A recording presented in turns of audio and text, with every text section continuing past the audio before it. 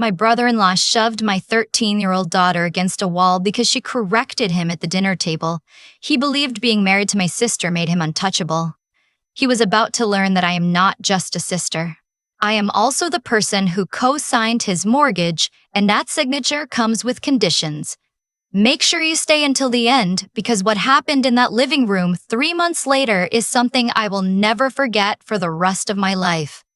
The drive home from my sister's place in Oakville takes exactly 42 minutes on a clear night. I know this because I have made that drive so many times over the past 8 years that I can do it without thinking, my hands loose on the wheel, my brain already somewhere else. Usually it is a peaceful drive. Usually I am replaying some version of a good evening. My daughter Hazel laughing at the kitchen table with her cousin, my sister Vanessa pouring a second glass of wine and rolling her eyes at something their neighbor did. Usually. That Friday night in November, I drove the 42 minutes in complete silence. Hazel sat in the passenger seat with her arms wrapped around herself, staring out the window at the dark farmland blurring past the 4-7. She was not crying. That scared me more than tears would have. When we pulled into our driveway in Burlington, I turned off the engine and just sat there for a moment. "Tell me exactly what happened," I said, not demanding, just steady. Hazel turned to look at me. She was still in her coat, still wearing the expression she had been wearing since I found her standing in the hallway outside the kitchen, looking like someone had unplugged her from the inside. "I told him he was wrong about the carbon tax thing," she said. "He kept saying the liberals invented it to take money from regular people. I said that wasn't accurate, that it was a federal policy that existed before Trudeau and that there are rebates for lower-income households. I was just explaining what we learned in social studies." She paused, her jaw tightened. "He told me to stay in my lane. I said I was just sharing information. And then he stood up and he grabbed my shoulder and he pushed me into the wall and he said, 'In this house, kids don't talk back to adults.'" The calm that settled over me in that moment was not peace. It was the particular stillness that comes right before something irrevocable. I have felt it before in my career. I am a licensed occupational therapist. I work primarily with pediatric patients, children who have experienced trauma, and I've learned to recognize the moment when the body decides it is done for tending. "Did Aunt Vanessa see it?" I asked. She was in the kitchen. She heard it. She came out and she told him to calm down. Hazel's voice went flat. Then she told me I probably should have let it go. There it was, the second blow. I reached over and put my hand on the back of Hazel's head, the way I used to when she was small and afraid of thunderstorms. "You did nothing wrong," I said. "Not one thing." I took her inside. I made her chamomile tea and I sat with her until she fell asleep. Then I went to my home office, closed the door, and I let myself feel every single thing I had been holding back in the car. His name was Gareth. Vanessa had married him 4 years ago in a small ceremony at a vineyard in Niagara-on-the-Lake. I had stood beside her as her maid of honor. I had given a speech about how happy I was to see her with someone who made her feel safe. I had believed it when I said it. The warning signs had been there, but they had been easy to explain away. Gareth talked over people. He had strong opinions delivered in the tone of facts. He had a particular way of going quiet and cold when Vanessa disagreed with him in public, and she had learned very quickly not to disagree with him in public. I noticed. I said something once, gently, 2 years into their marriage. Vanessa had looked at me with an expression that was half affection and half warning. "He's not perfect," she said. "Neither am I. We're fine." I let it go. I should not have let it go. To understand why a grown man would put his hands on a teenager over a dinner table disagreement, you have to understand what Gareth actually was beneath the surface he presented to the world. He was a man who had built his entire identity around being the smartest person in any room he entered. He worked in commercial real estate in Mississauga and he was genuinely good at it. He had money. He had a client list he was not shy about mentioning. He had the particular confidence of someone who had never been seriously challenged by the consequences of their own behavior. Hazel challenged him constantly without meaning to, simply by existing. She was sharp in the specific way the well-read 13-year-olds are sharp, which is to say she retained everything and had not yet learned the social convention of pretending not to know something to spare someone else's ego. She would have been a handful for anyone who found intelligence in a young girl threatening. Gareth found it threatening. The comments had started small. At Thanksgiving 2 years ago, he had told Hazel that she should dial back the Wikipedia energy when she mentioned something she had read about migratory bird patterns. At Christmas last year, he had interrupted her mid-sentence to talk to someone else, then later said something to Vanessa about how Hazel never comes up for air. I had heard these things. I had filed them. I had not acted. A 13-year-old getting shoved into a wall is where the filing stops. I opened my laptop and I looked at the co-signing documents from 2021. When Gareth and Vanessa had bought their house in Oakville, they had come to me for help. Gareth's credit was complicated by a business partnership that had dissolved badly a few years earlier. Vanessa was working part-time while she finished her master's degree. Together, they did not meet the debt service ratio requirements for the mortgage they wanted. Gareth had a contact at a brokerage, but the numbers did not work without a co-signer with a clean credit profile and sufficient income. I had said yes. Of course I had said yes. Vanessa was my sister. Family helps family. I co-signed a mortgage of $740,000 on a property in Oakville that was now worth considerably more. My name was on that document, which meant my credit profile was tied to that property, which meant I had both the legal standing and legitimate financial interest in what happened inside those walls. I called my financial advisor the next morning. Then I called a lawyer I had worked with during my divorce 4 years earlier. Her name was Sandra, and she had an uncanny ability to speak in complete sentences that sounded like silk and cut like surgical instruments. "Tell me the situation," she said. I told her. There was a pause. "Is your daughter okay?" "Physically, yes. Emotionally, we'll see." "Okay, a few things. First, the physical contact with a minor is something you should report. I know that feels enormous. It is enormous, but you should not sit on it. Second, your position as co-signer is real leverage, but it has to be handled carefully or it looks like retaliation. We need to document your daughter's account now, today, in writing." We did it that afternoon. I sat with Hazel while she typed out exactly what had happened in her own words, and I emailed it to Sandra and copied myself. Then I took photos of the bruise that had appeared on Hazel's shoulder overnight. It was not a massive bruise. It was not cinematic, but it was there, purple-gray against her pale skin, and it was shaped exactly like a hand. My phone buzzed while I was doing this. It was Vanessa. "Hey, Gareth feels bad about last night. He wants to apologize. Can you come over for brunch tomorrow?" I read the message 3 times. Feels bad? Not a sorry. Not was wrong. Feels bad? I did not reply. I took a screenshot. I sent it to Sandra. Then Gareth texted me directly, which I had not expected. "Lauren, I know last night got heated. Hazel pushed some buttons and things escalated. I shouldn't have grabbed her, and I'm owning that. But she needs to learn that you don't mouth off to adults. Happy to sit down and talk it through like grown-ups if you're willing. She needs to learn. She pushed some buttons, like grown-ups." He had put his hands on my child and he was explaining to me what my child needed to learn. I did not reply to that either. I forwarded it to Sandra. I backed it up to my cloud drive. I emailed copies to my own work account. Then I called the non-emergency police line. This was the part I'd rehearsed in my head the night before, the part where I talked myself in and out of it a dozen times. Gareth was Vanessa's husband. This would blow everything up. Hazel would feel responsible. My parents would call. It would become a thing. And then I thought about what I say to the families of my pediatric patients, the ones who come in shaking, wondering if they are doing the right thing by speaking up. I tell them every single time, the line you draw today is the one your child remembers for the rest of their life. It tells them what they are worth.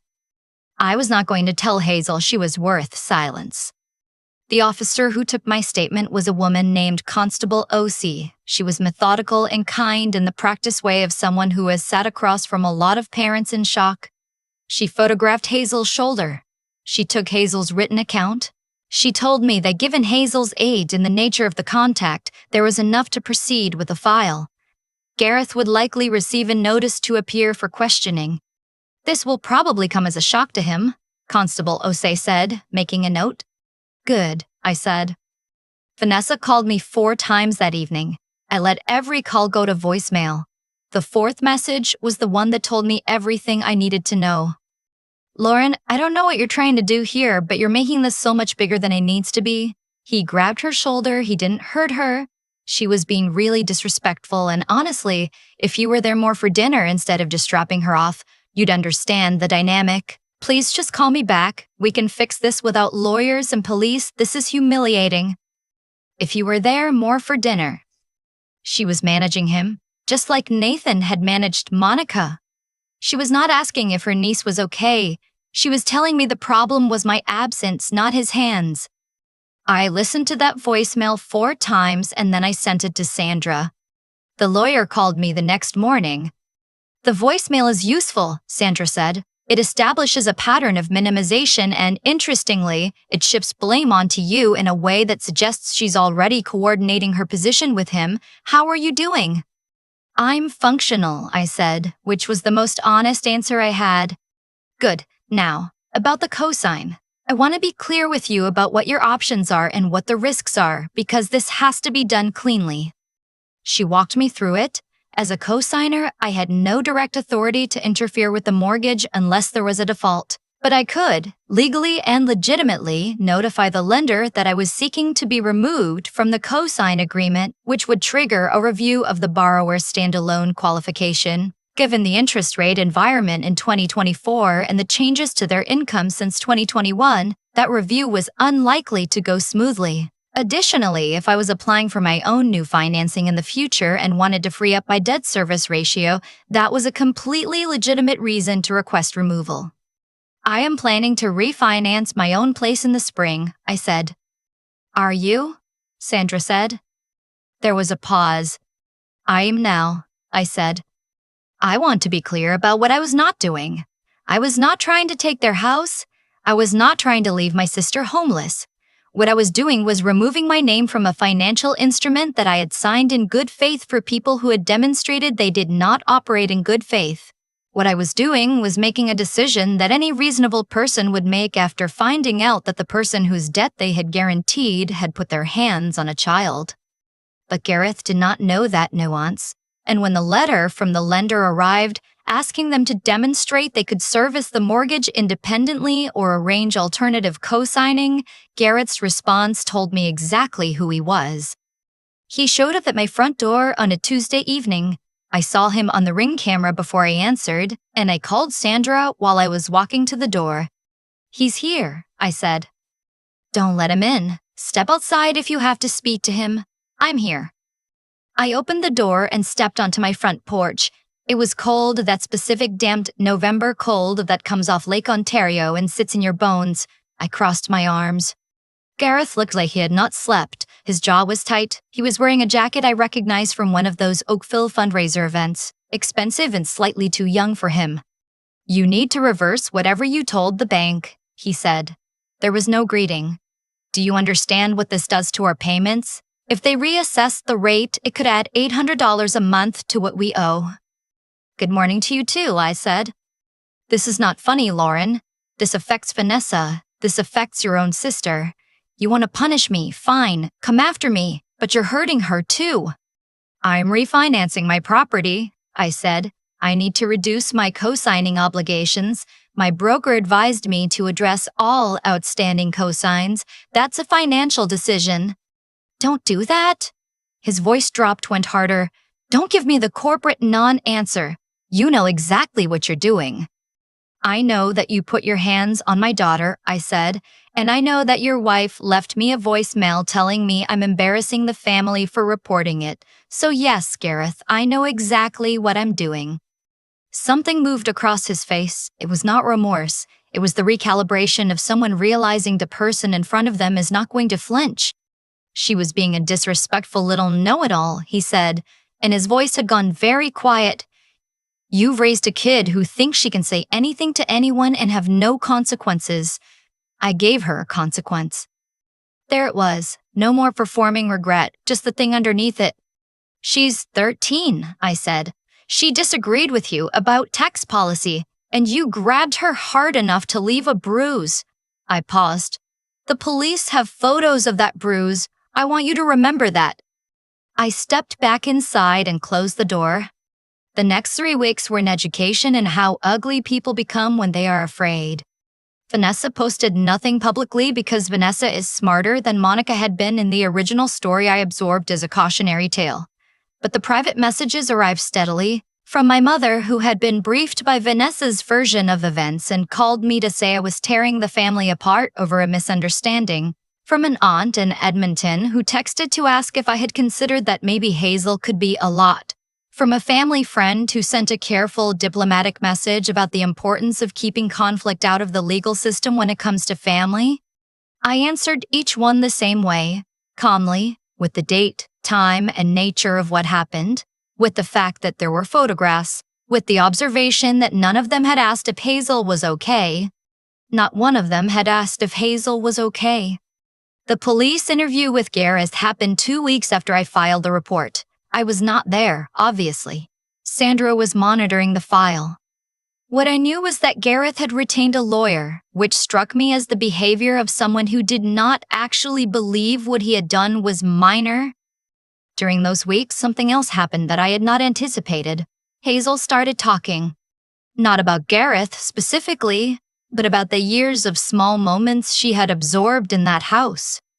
The way he talked over her. The way he dismissed things she said.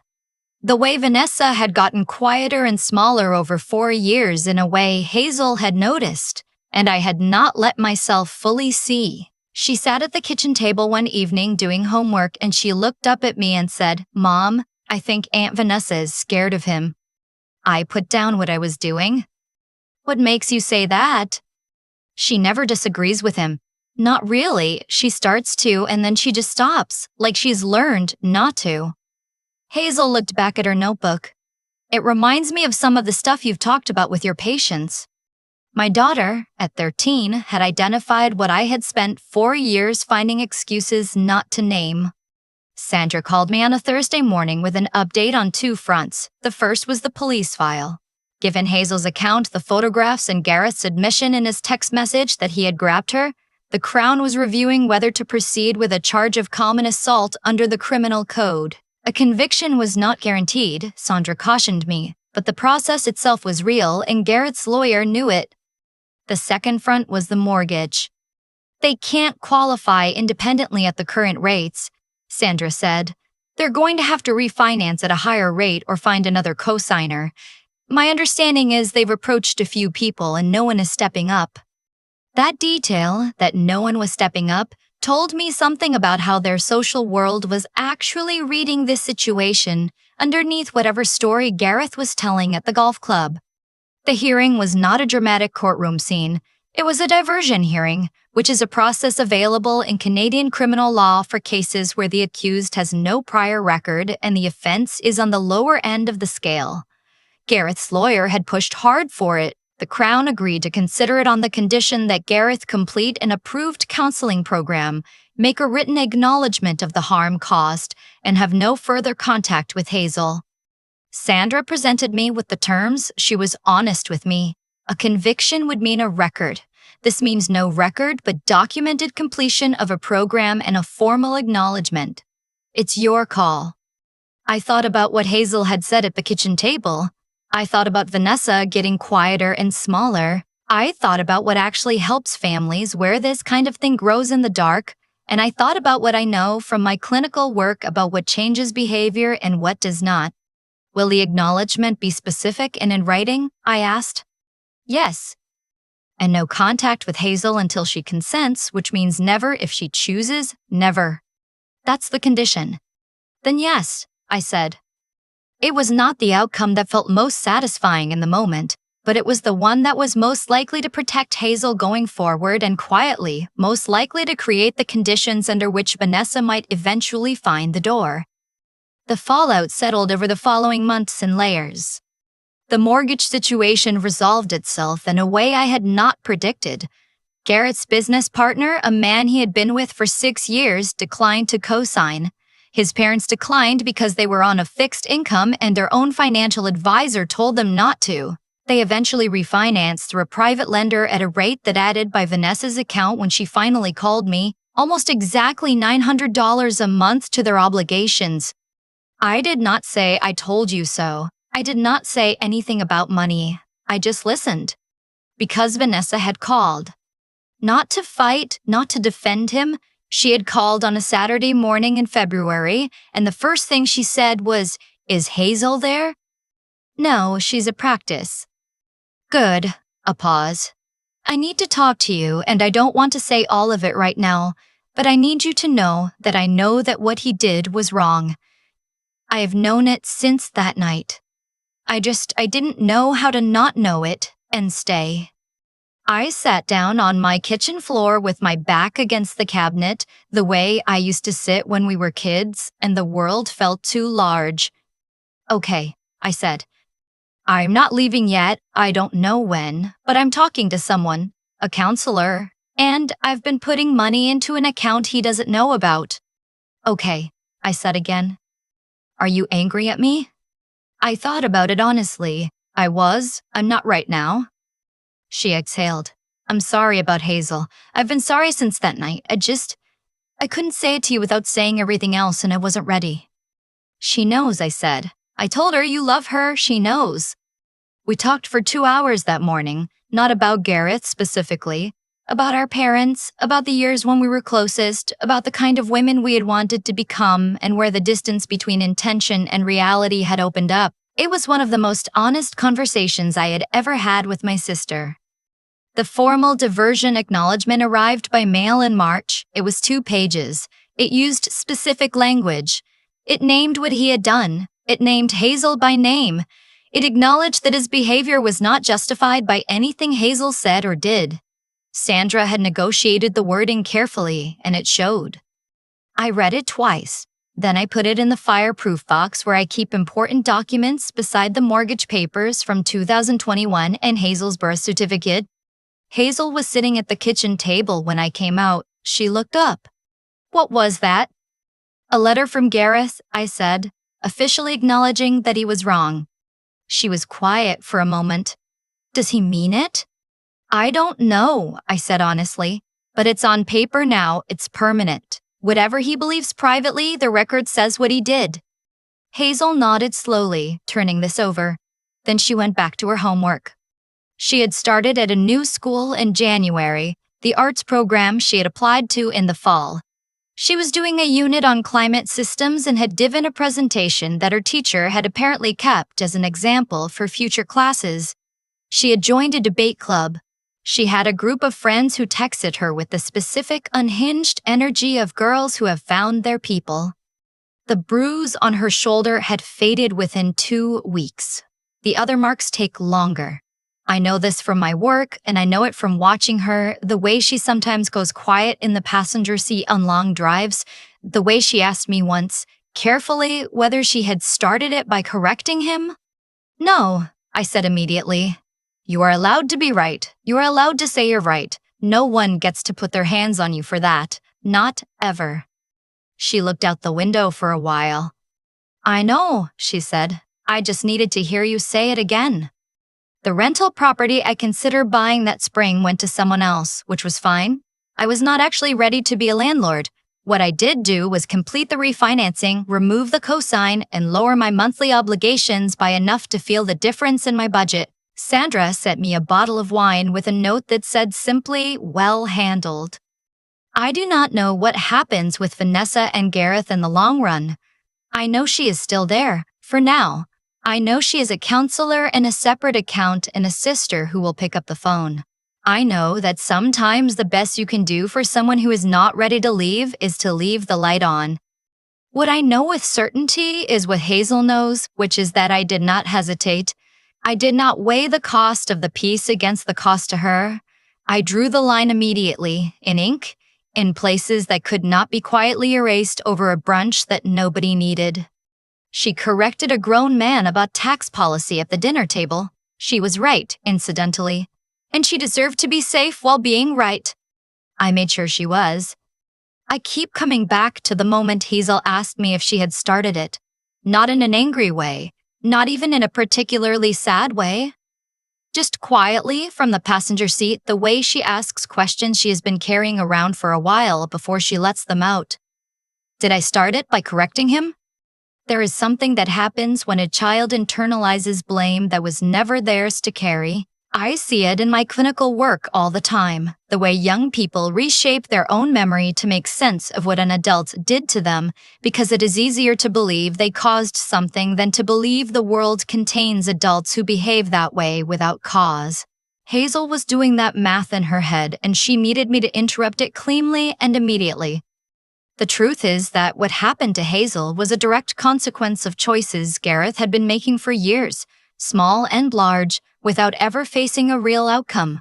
He had talked over people. He had gone cold when challenged. He had built a household where his word was the ceiling and anyone who bumped against it got pushed back. Nothing had ever pushed back in return. So he kept pushing, further and further, until he pushed my daughter into a wall. That is how these things always work, in my experience. Not a sudden eruption from nowhere.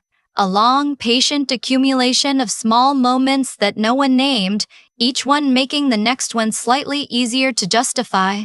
The line moves so gradually that the person crossing it never feels like they are doing something new. They feel like they are doing something they have always been allowed to do. What I did was simply make the line visible, permanent, documented in photographs and police reports and a letter from a lender, and eventually a written acknowledgement with Hazel's name on it. Hazel did not start it. She did something much harder than starting a fight. She held her ground intellectually in a room where she was not supposed to. She was right about the policy she cited, and she said so calmly, and she did not apologize for knowing what she knew. That kind of honesty, the willingness to speak clearly even when the room wants you to be quiet, is not something you can teach directly. You can only model it. You can only make sure that when it gets punished, the punishment does not stand. What I want Hazel to take from all of this is not that the world is dangerous or that adults cannot be trusted. I want her to understand that integrity has a cost sometimes, and paying that cost is what gives it meaning. She told the truth at that table. She kept telling it at the police station, in her written account, in the lawyer's office. She never adjusted her version to make anyone more comfortable. That steadiness, that refusal to revise what she actually experienced is what I am most proud of, not the outcome, her. I also want her to understand that knowing something is not enough on its own. You have to be willing to act on what you know, even when the action is uncomfortable, even when people you love are in the way of it. I knew for years that something in that house was wrong. I filed it. I found reasons to look elsewhere. Knowledge without the willingness to move on it is just a heavier kind of silence. She corrected a grown man because she had learned that being right matters and that you do not have to apologize for it. I reported what he did because I had learned the same thing a little later than I should have. We are both still learning. That is the honest version of how this ends.